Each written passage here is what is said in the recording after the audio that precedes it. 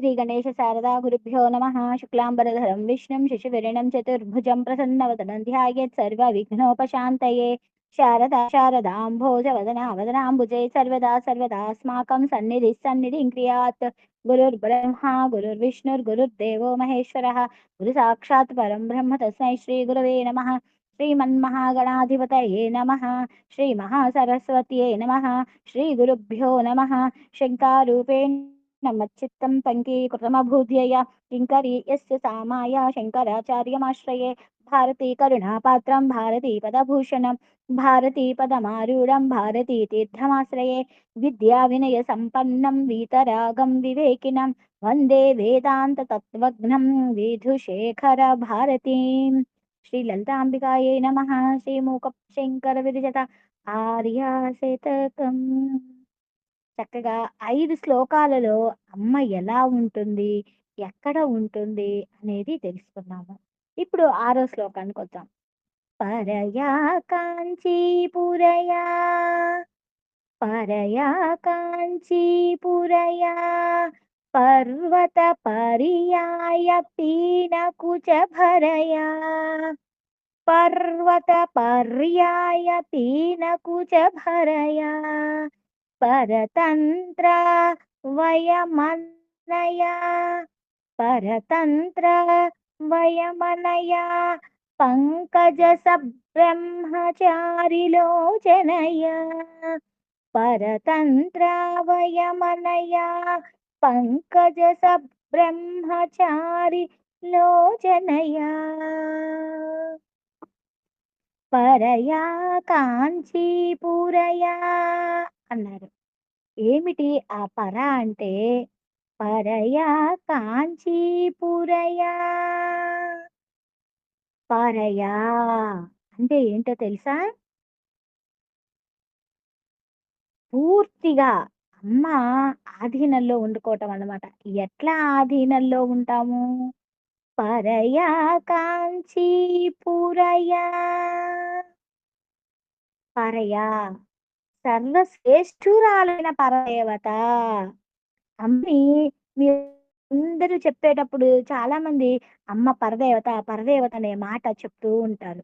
పరదేవత అంటే సర్వశ్రేష్ఠురాలు, ఇంతకంటే శ్రేష్టమైనది ఇంకొకటి లేదు అనే పదం రావటం కోసము పరయా కాంచీపురయా. ఆమె ఎక్కడ నివసిస్తుంది? కాంచీపురంలో నివసిస్తుంది. ఎలా ఉన్నది? పర్వత పర్యాయ పీనకుచ భరయా పర్వత పర్యాయ పీనకుచ భరయా. కాంచీపురములో నివసించే ఆమె ఎలా ఉన్నది? పర్వతములతో సమానమైన ఒలిసిన నిండైన ఎత్తైన స్తనభారములతో ఉన్నది. కుచభరయా అంటే సర్వశ్రేష్ఠురాలైన అమ్మ పర్వతాలతో సమానమైన ఎత్తైన స్తనభారముతోటి అలా ఉన్నది. ఏమిటి? పరయా కాంచీపురయా. అసలు దీనిలోని ఆంతర్యం చూద్దాం ఈ 2 లైన్లలో. పరయా కాంచీ పూరయా. అమ్మ అమ్మ ఏంటి? పరా అంటే అన్నింటికైనా పైన ఉన్నది. పైన ఉన్నది అంటే కాంచీపురం అనేది మన శరీరం అని అనుకుంటే మన కంఠం దగ్గర నుంచి నడుము వరకు ఉన్న భాగమే కాంచీపురము. అక్కడ మణిపూరకము అనాహతము అనే చక్రాలు ఉంటాయి. అక్కడ కొలువై ఉన్నది. అందుకనే అమ్మ కాంచీపురయా అన్నారు. అందుకనే మనకి కాంచీపురాన్ని నడుము అదేంటది బొడ్డు స్థానం లాంటిది మనకి కాంచీపురము అని చెప్తారు. ఈ సప్త మోక్షపురాలలో ఒక మోక్షపురైన కాంచీపురాన్ని బొడ్డు లాంటిది నాభిస్థానము అని చెప్తారు. పర్వత పర్యాయ పీన కుచభరయా. ఇక్కడ పర్వత పర్యాయ పీన కుచభరయా. ఇక్కడ వెన్నుముక వెన్నెముక అనేది ఒక పర్వతం అయితే, దాని వైపులా ఇడాపింగళ నాడులు ఉంటాయి. ఆ 2 పర్వత శిఖరాల్లాగా ఉంటాయి. అవి 2 గుండె దగ్గరకి చేరి 2 స్థనాలుగా కనిపిస్తున్నాయి. పీన కుచభరయా, కుచభరయా, ఒక తల్లి బిడ్డ ఆకలితో ఏడుస్తుంటే పాలిస్తుంది. ఆ పాలు ఎట్లా ఉంటుంది? నిండైన స్తనం బరువుగా ఉంటుంది. ఆ పాలిచ్చే తల్లి యొక్క స్తనం. ఎంత కరుణతో ఉంటుందో, అలాగే మనం ఈ సంసారం అనే బాధలతో ఏడుస్తూ ఉంటే, అమ్మ జ్ఞానం అనే పాలు, ధైర్యం అనే పాలు ఇస్తుంది. అదే కరుణా భారం. అదే పీనకుచభరం. మనం ఏం చేస్తాము? ఆపదలు వచ్చినప్పుడు తెలియకుండానే గుండెల మీద చెయ్యేసుకుంటాం. ఆ క్షణంలో మనం తెలియకుండానే స్తనభారం మనల్ని కాపాడుతుంది. ధైర్యం ఇస్తుంది. ఆ శక్తి ఎలా ఉంటుందంటే పర్వతమంత బరువైనది, గొప్పది. అందుకే మూకశంకరులు పర్వత పర్యాయ పీన కుచభరయా పరతంత్రావయమనయా పంకజసబ్రహ్మచారిలోచనయా పరతంత్రా వయమనయా పంకజసబ్రహ్మచారి లోచనయా పరతంత్ర. అమ్మా, నీకు మేము పూర్తిగా ఆధీనులమైన దాసులమమ్మా. అమ్మా, పద్మాలు ఎలా ఉంటాయి? పద్మాలకి సూర్యుడు బంధువు. ఏ పద్మాల్లాంటి కన్నులున్న ఆమె.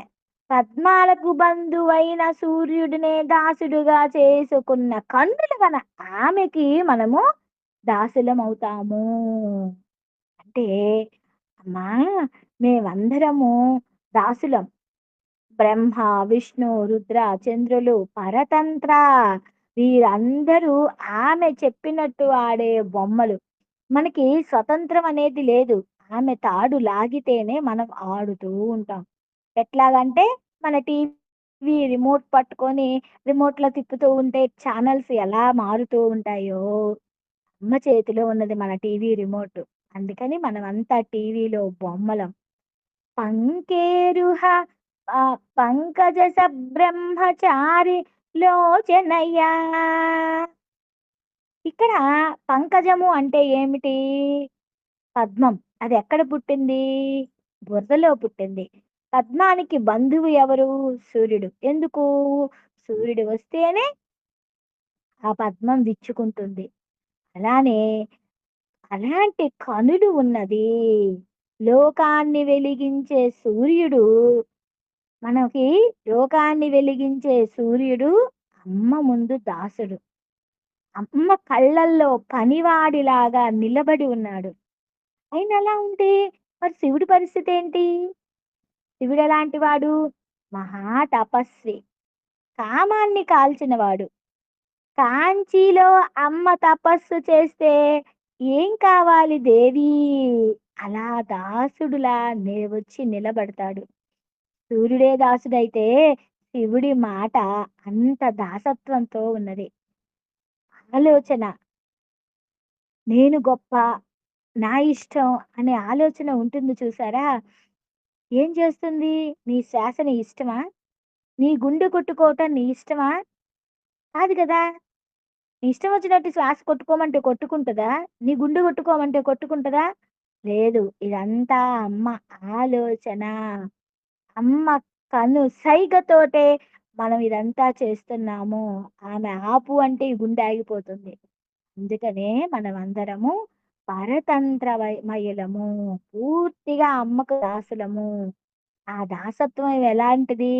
పసిపిల్లవాడికి తల్లి దాసి అయినట్టుగా, తల్లి ఎప్పుడు వాడిని కొట్టదు. గోల చేస్తేనే కొడుతుంది. ఆ గోల కూడా క్షమ చూపిస్తుంది. అమ్మకు దాసుడైతే చాలు. నీకు తిరుగులేదు.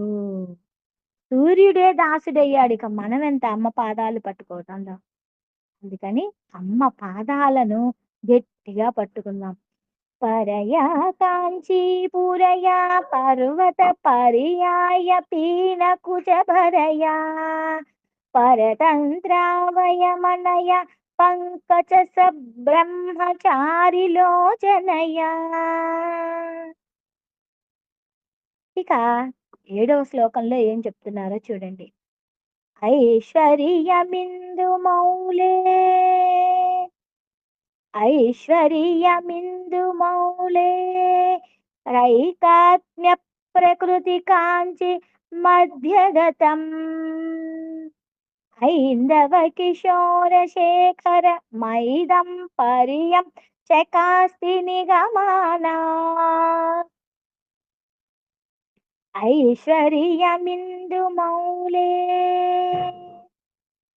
ఐశ్వర్యం ఎవరికి ఐశ్వర్యం? ఇందు మౌలే. ఇంద్రుడు అంటే ఎవరు? శివుడు. శివుడికి ఐశ్వర్యం. ఐశ్వర్యమిందు మౌలే రైకాత్మ్య ప్రకృతి కాంచి మధ్యగతం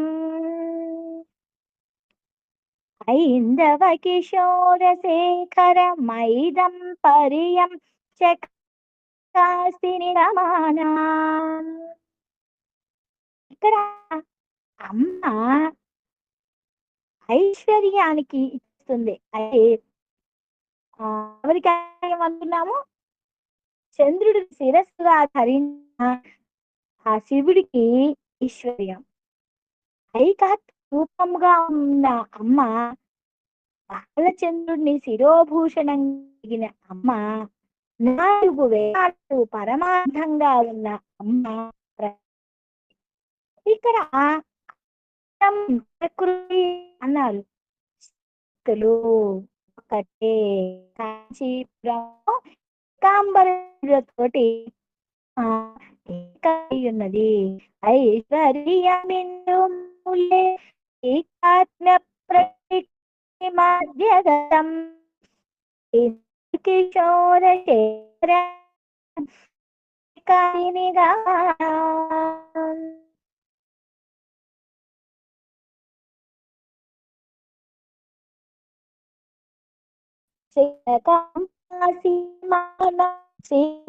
పరమశివ ధైర్యమానం అలయే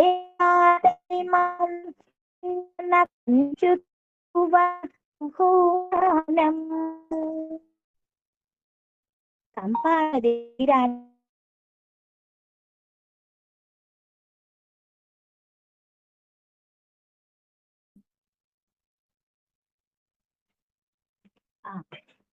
అమ్మ ఎక్కడ ఉన్నది?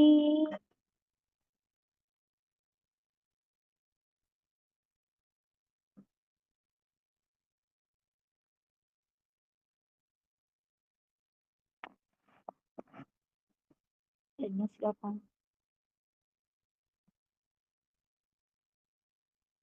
ఐశ్వర్యమింద్రమా. ఏ శ్లోకం చెప్తున్నానమ్మా?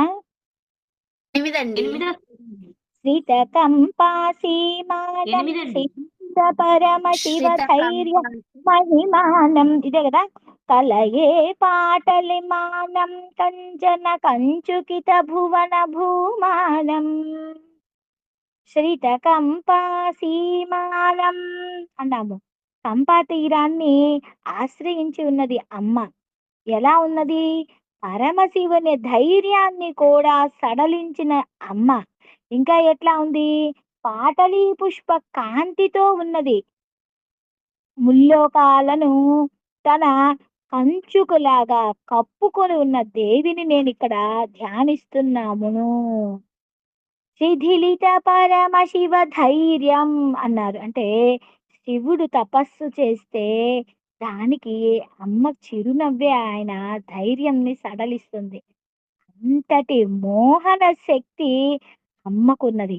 అందుకని కంపా నది అన్నారు అమ్మని.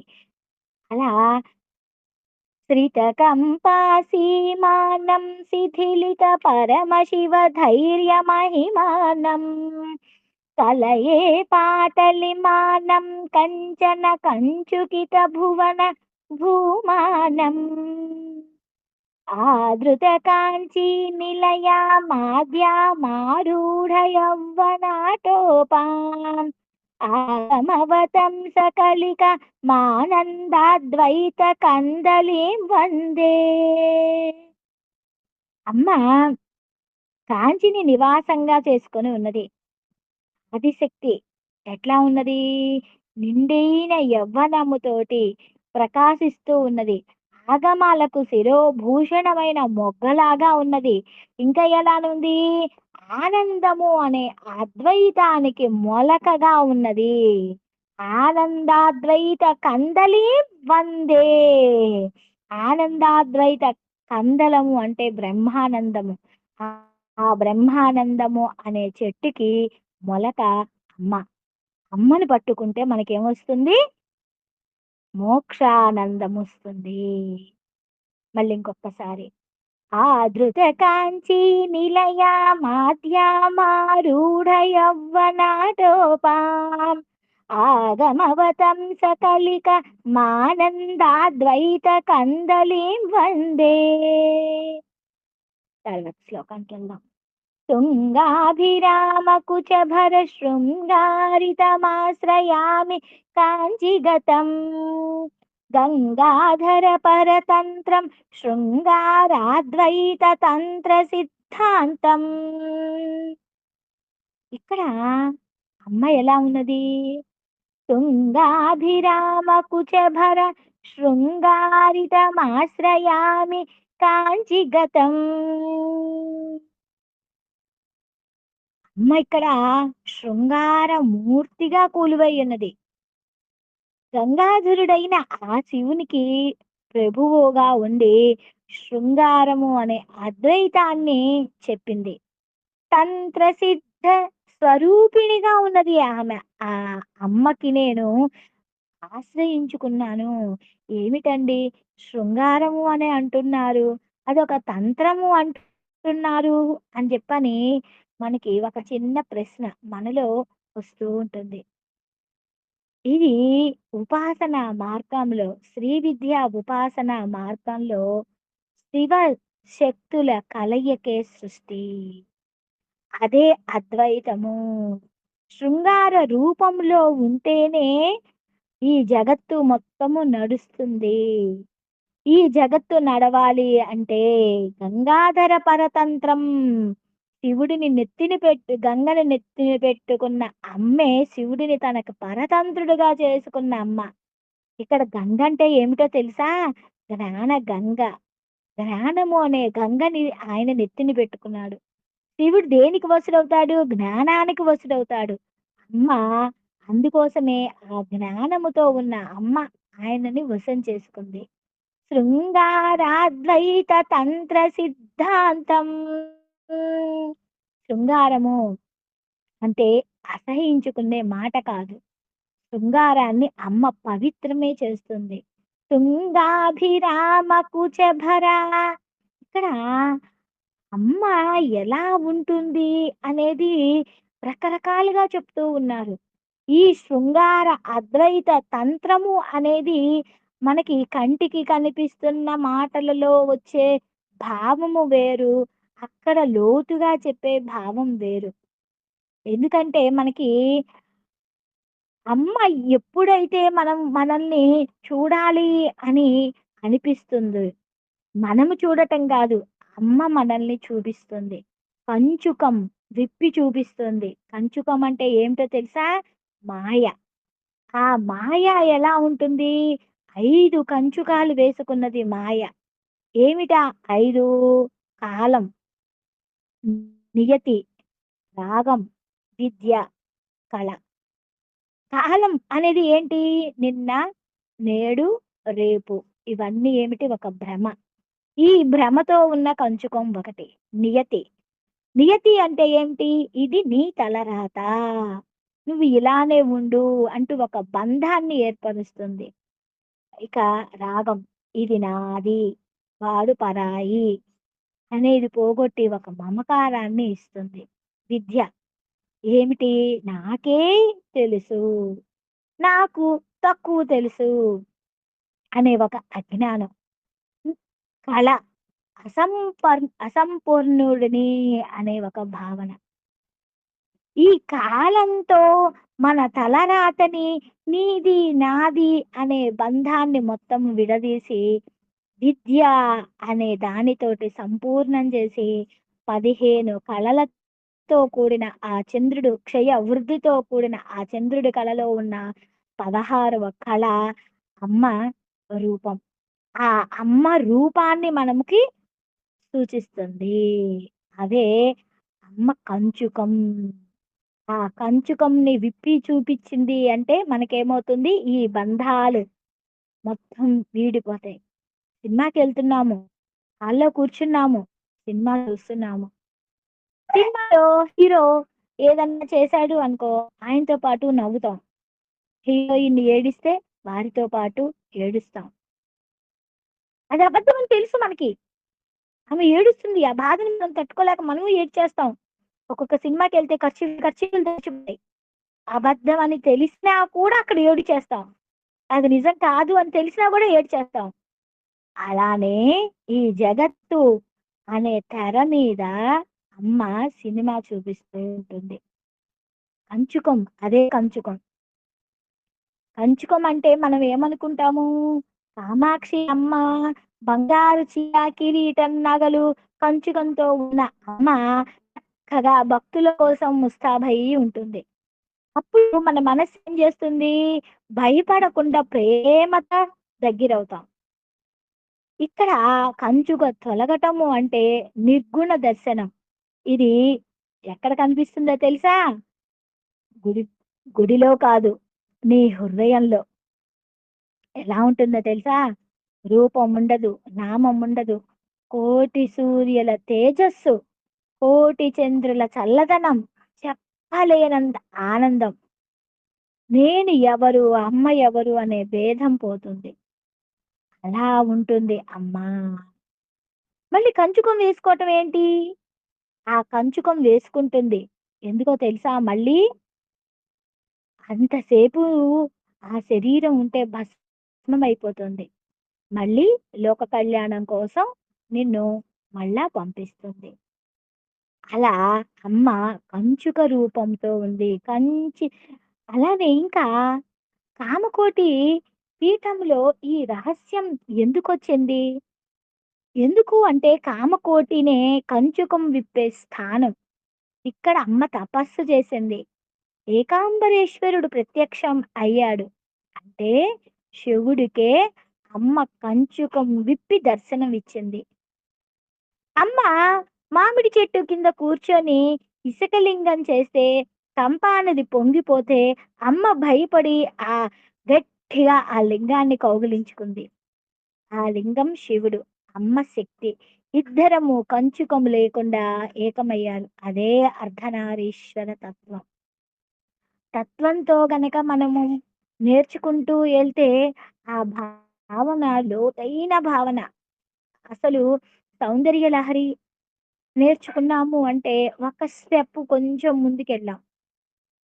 సౌందర్య లహరిలో కూడా ఇలాంటి ఎన్నో మంత్రమయమైన శబ్దాల అర్థాలు మొత్తం దానిలో ఉన్నాయి. ఒకసారి వచ్చిన భావన మనకే ఇంకొకసారికి స్ఫురించదు.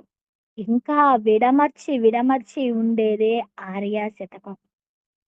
ఈ అమ్మ ఏ ఏ రూపంలో ఉంటుంది అనేది మనకి ఒక్కొక్క శ్లోకంలో ఒక్కొక్క విధంగా శంకరులు మనల్ని అమ్మని ఎన్ని రకాల రూపాలలో తీసుకువెళ్ళి చూపిస్తారో అద్భుతమైన శ్రీ విద్యా తంత్ర పరమైన అద్భుతమైన ఆవిష్కరణమే ఈ మూక పంచశతిలోని ఆర్యా శతకం. ఒక్కొక్క శ్లోకము చదివి ఆ ఆ అర్థాన్ని మన మనసుకి తెచ్చుకోవాలంటే ఇప్పటికి నేను చదివింది చెప్పి మీరు చదవాలి అంటే అది రాదు. చదువుతూ ఉంటే ఆ లోపల అమ్మ మనలో అలా భ్రమిస్తూ ఉంటుంది. మన అజ్ఞానాల్లోని అన్ని అజ్ఞాలను ఒక్కొక్కటి తొలగించుకుంటూ పోయి తన పాదాల చెంతకి మనల్ని తీసుకువెళ్ళేటట్లుగా చేస్తోంది.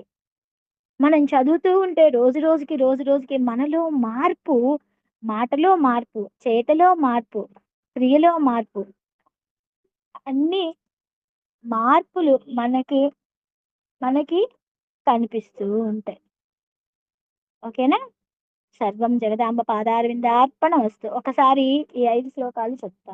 పరయా కాంచీపురయ పర్వత పర్యాయ పీనకుజ భరయా పరతంత్రావయమనయ పంకజ సబ్రహ్మచారిలోచనయ ఐశ్వర్యమిందు మౌళి రైకాత్మ్య ప్రకృతి కాంచి మధ్యగతం ఐరవ కిశోర శేఖరమైదం పర్య చకాసి నిగమానాం శ్రితకంపాసీమానం శిథిలిత పరమ శివ ధైర్య మహిమానం కలయే పాటలిమానం కంచన కంచుకిత భువన భూమానం ఆదృత కాంచీ నిలయా మాద్యామారూఢ యౌవనాటోపా ఆగమవతం సకలికామానందాద్వైత కందలీం వందే తుంగాభిరామ కుచభర శృంగారితమాశ్రయామి కాంచిగతం గంగాధర పరతంత్రం శృంగారాద్వైత తంత్ర సిద్ధాంతం. సర్వం జగదాంబ పాదారవిందార్పణమస్తు.